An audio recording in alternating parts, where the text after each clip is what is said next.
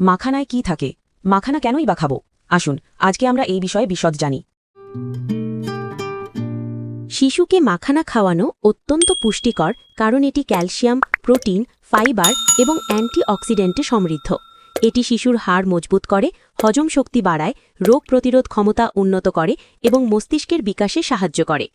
এছাড়া কম ক্যালোরিযুক্ত এই স্ন্যাকটি শিশুর স্বাস্থ্যকর ওজন নিয়ন্ত্রণেও সহায়তা করে। শিশুদের জন্য মাখানা খাওয়ার প্রধান উপকারিতা: হাড় ও দাঁত মজবুত করে। মাখানাতে প্রচুর পরিমাণে ক্যালসিয়াম ও ম্যাগনেসিয়াম থাকে, যা শিশুদের হাড়ের গঠন ও মজবুতির জন্য অপরিহার্য। হজম ক্ষমতা বাড়ায়। এটি খুব হালকা এবং সহজে হজমযোগ্য, যা ছোট শিশুদের পেট ভালো রাখতে সাহায্য করে। ওজন ও পুষ্টি নিয়ন্ত্রণ: কম ক্যালোরি কিন্তু পুষ্টি বেশি থাকায় এটি অতিরিক্ত ওজন ছাড়াই প্রয়োজনীয় পুষ্টি সরবরাহ করে।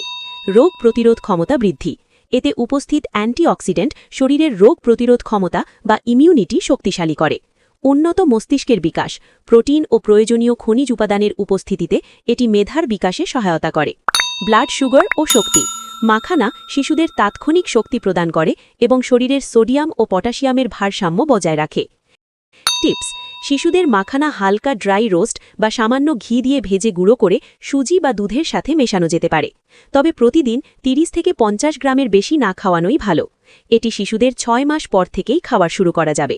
আর হ্যাঁ, এই ধরনের অসংখ্য ভিডিও পাওয়ার জন্য চ্যানেল সাবস্ক্রাইব করুন এবং ফেসবুক বা ইনস্টাগ্রাম থেকে দেখলে পেজে ফলো করবেন।